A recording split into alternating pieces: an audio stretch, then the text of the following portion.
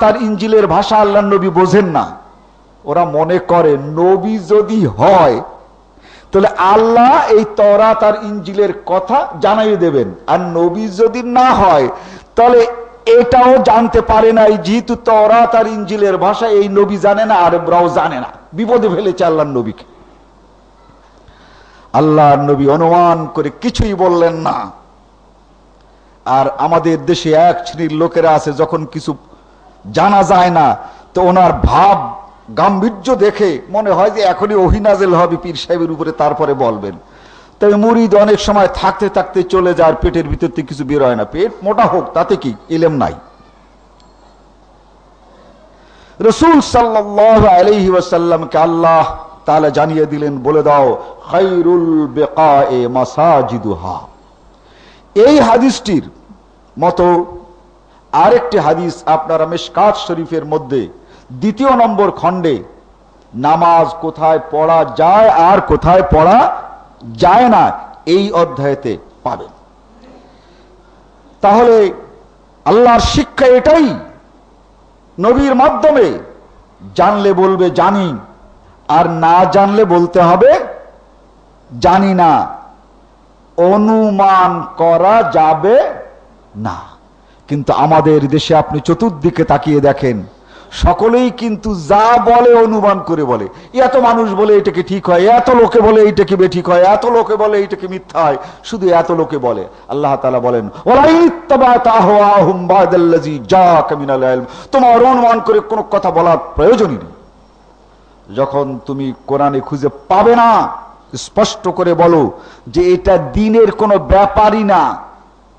তুমি খুঁজে যখন হাদিসে এই কথাটা পাবে না, স্পষ্ট করে জানিয়ে দাও এটা দ্বীনের কোনো ব্যাপার না, এটা তোমার পছন্দ অপছন্দের ব্যাপার, তুমি যা ইচ্ছা তাই করো। আপনাকে জিজ্ঞাসা করলো, হুজুর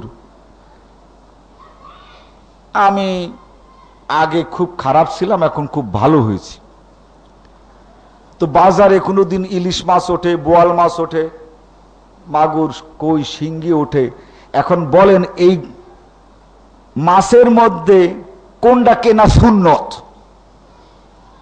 কি করবেন আপনি? এইটা একটু বলে দেন, আমি একেবারে খালি সুন্নত করব। বলে হুজুর আমার একটা কথা আছে। বলে কি? বাজারে থাইল্যান্ডের কাপড় পাওয়া যায়, জাপানের কাপড় পাওয়া যায়, ফ্রান্সের কাপড় পাওয়া যায়, ইংল্যান্ডের কাপড় পাওয়া যায়, বাংলাদেশেরটাও মাঝে মাঝে পাওয়া যায়। বলেন এর ভিতরে কোনটা আমার জন্য কেনা সুন্নত একটু কর। কি জ্বালা! আপনি স্পষ্ট করে বলবেন এইগুলো কোরআন হাদিসে নাই, এ ব্যাপারে তোমার পছন্দই সই, এই ব্যাপারে কোরআন হাদিস তালাশ করতে হবে না। যেহেতু কোরআনে নাই, অতএব এখানে আল্লাহ তোমাকে স্বাধীনতা দিয়েছেন। যেহেতু এ ব্যাপারে আদেশ নিষেধ কিছু রসুলের সুন্নতে নাই, এ ব্যাপারে তুমি স্বাধীন।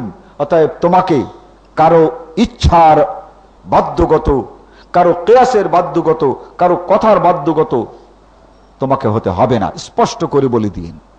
আল্লাহ তাআলা তাই বলেন, যখন কোনো ইলম নাযিল হয় নাই, এ ব্যাপারে তোমার নিজস্ব কোনো অভিমত প্রদান করার কোনো অধিকার নাই।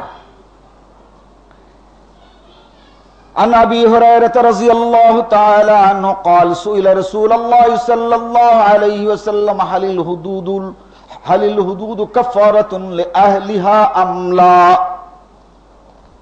জিজ্ঞাসা করা হলো, হে রাসূলুল্লাহ, একটা লোক চুরি করেছে, ধরা পড়েছে, এখন তার হাত কাটা হলো, এটা তো শাস্তি হলো, আখিরাতের শাস্তিও কি এতে মাফ হবে? এটা তো দুনিয়ার শাস্তি, হাত কাটা, আখিরাতেরটাও কি মাফ হবে? হালিল হুদুদ কাফারাতুন লিআহলিহা আমলা। আল্লাহর নবী বলেন, মা আদরি আল হুদুদ কাফারাতুন লিআহলিহা আমলা। দুনিয়ায় এই শাস্তি পাওয়ার পর আখিরাতের শাস্তি মাফ হবে কিনা আমি তোমাদের নবী, কিন্তু এটা আমার জানা নাই। অতএব যে বিষয়ে জানা থাকবে না সে বিষয়ে অনুমান করেও কোনো কথা বলা যাবে না।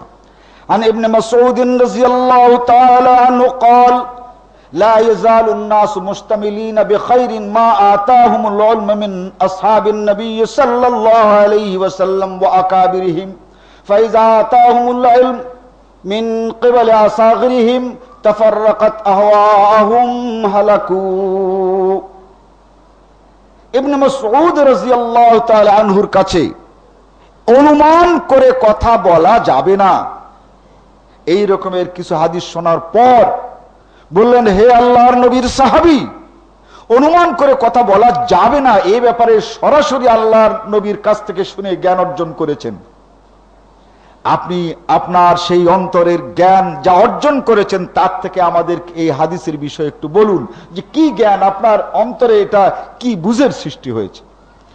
তিনি বলেন, শোনো, এই দুনিয়ার মানুষ যতক্ষণ পর্যন্ত কেবল কোরআন আর হাদিসের উপরে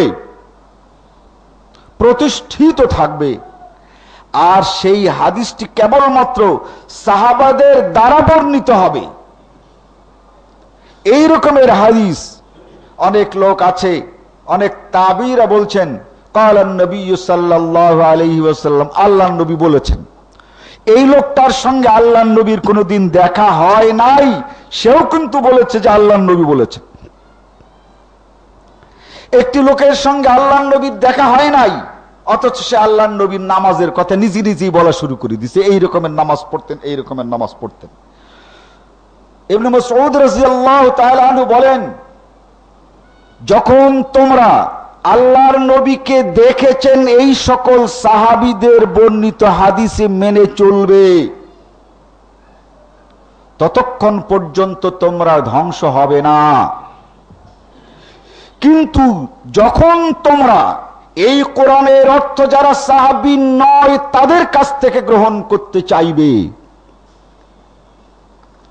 রসুলকে দেখে নাই এই রকমের তাবেঈদের কাছ থেকে যখন তোমরা হাদিস শুনবে আর মানতে শুরু করে দেবে, তাফাররাকাত আহওয়াআহুম, তখন জেনে রাখো যে আল্লাহর নবীকে দেখে নাই অথচ আল্লাহর নবীর আচরণ বলছে, এ কিন্তু অনুমান করে বলছে, ঠিক না, দেখে তো নাই, অনুমান করে বলছে।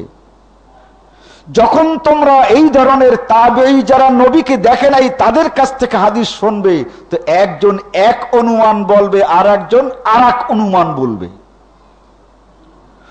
সেই ব্যক্তি যখন আল্লাহর নবীর সামনে উপস্থিত থেকে কোরআন বোঝে নাই, আর এই যখন আল্লাহর নবী বলেছেন কোরআনের তাফসীর এই, এটা যখন বলবে, তো এ অনুমান করে বলবে আর একজনও অনুমান করে বলবে, তাফাররাকাত আহওয়াআহুম। ইবনে মাসউদ বলেন, তখন এদের কথা দেখবে রকমে রকম, তার মানে এদের কথার মধ্যে বিভিন্নতা থাকবে। এই রকমের বিভিন্ন কথা যখন তোমরা মেনে চলবে, আর যারা মেনে চলবে হালাকু, দেখবে নিজেদের মধ্যে বিবাদ বিসম্বাদ মারামারি এমনকি খুনাখুনি হয়ে যেতে পারে। বলে আমার হুজুর কাতাদা, ইনি কি মিথ্যা কথা বলেন? আমার হুজুর আকরামা, তাহলে এটা কি মিথ্যা কথা? দুইজনের দুই রকমের কথা। বলে আমার হুজুর হাসান বসরি, বলে আমার তোর হুজুর যদি হাসান বসরি হয় তা আমার হুজুর আবু কাতাদা, সে কি আর একটা বলবে? বলে এই দিয়ে ওনরা উপরের তলা আর নিচের তলায় মারামারি শুরু হয়ে যাবে। হযরতে ইবনে মাসউদের এই কথা আগে যে বলেছি, ফাতহুল বারি 13 নম্বর খণ্ড 304 নম্বর। আবু ওবায়দা তিনি তাবেঈ, হযরতে ইবনে মাসউদ রাদিয়াল্লাহু তাআলা আনহুর এই হাদিস আর এই বর্ণনা তিনি শোনেন।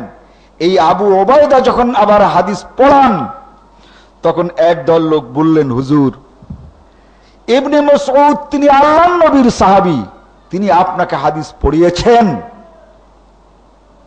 আর আমরা আপনার কাছে হাদিস পড়ছি।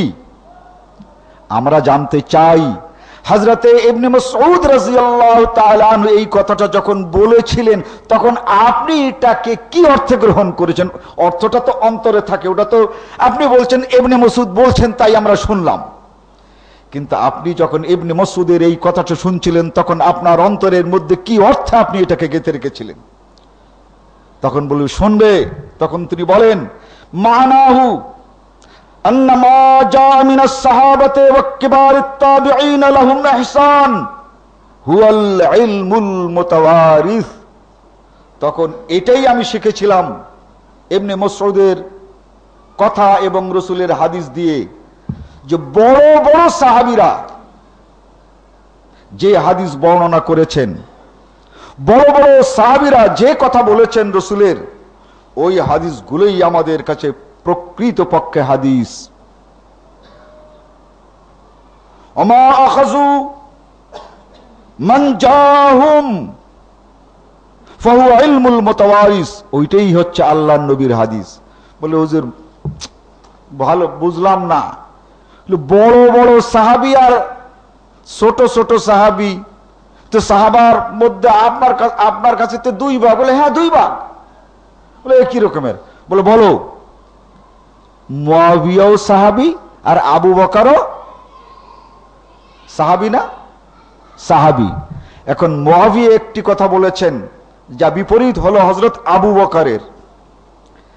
তাহলে এখন তোমরা কি বলো যে আমরা আবু বকরকে বর্জন করে ওই মুআবিয়ার কথা শুনতে পারি? বলে হ্যাঁ এটা তো ঠিক, তা তো শোনা যায় না।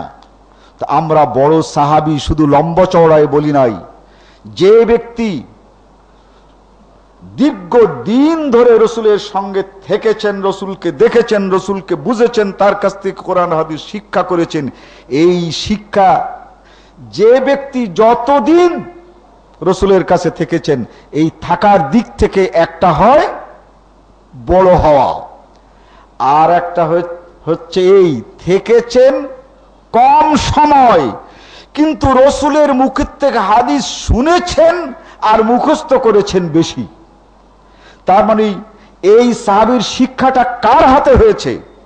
স্বয়ং রাসূলের হাতে।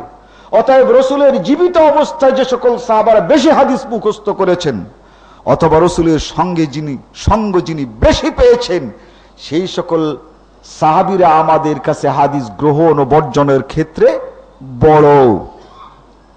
তিনি বলেন, মনে করো এক ব্যক্তি রাসূল সাল্লাল্লাহু আলাইহি ওয়াসাল্লামের সাথে 30টি যুদ্ধে অংশগ্রহণ করেছে, আর এক ব্যক্তি শেষের দিকে আল্লাহর নবীর সঙ্গে গিয়ে 2টো যুদ্ধে অংশগ্রহণ করেছে। সে ওই 28টি যুদ্ধে আল্লাহর নবীর আচরণ সম্পর্কে কিছুই জানতে পারে নাই। ওই 28টি যুদ্ধে আল্লাহর নবী কি দেখে প্রত্যক্ষ যে জ্ঞান অর্জন করেছেন, সেই জ্ঞান সাহাবী হওয়ার পরেও ওই সাহাবী অর্জন করতে পারেন নাই যে সাহাবী মাত্র 2টো যুদ্ধে অংশগ্রহণ করেছে। অতএব সাহাবাদের মধ্যেও আমরা তাদেরকেই অনুসরণ করব হাদিসের ক্ষেত্রে, যারা কিবারুম মিনাস সাহাবা। ইলম কাকে বলে? কানা সালাফ ইউফাররিকুনা বাইনাল ইলমি ওয়ার রায় ফায়াকুলুনা লিস-সুন্নাহ সুন্নাতু ইলমুন ওয়া মা আদাহা রায়ুন। বলা হয়েছে যে একমাত্র কোরআন আর সুন্নাহই হচ্ছে ইলম, আর এ ছাড়া বাকি দুনিয়াতে যা আছে এর কোনোটাই ইলম না, সকলই হচ্ছে মানুষের রায়। অতএব তোমরা রায় থেকে দূরে থাকো। বারাকাল্লাহু লানা ওয়া লাকুম। প্রশ্নের উত্তর দেওয়া হবে। ভবিষ্যতে একটা কথা মনে রাখবেন, আগেও কিন্তু একবার বলেছিলাম, যারা প্রশ্ন করবেন তারা আগে আসবেন এবং প্রশ্নগুলো আগে এখানে রাখবেন। প্রশ্নগুলো প্রথমে পড়ে নিলে এই খুতবার ভিতরে সময় নষ্ট কম হয়। প্রশ্ন করা হয়েছে, নামাজে রুকু হতে উঠে হাত কিভাবে রাখতে হবে ভালোভাবে বুঝিয়ে দিন। নামাজে কেমন অবস্থায় হাত ফেরে দাঁড়ানো যাবে?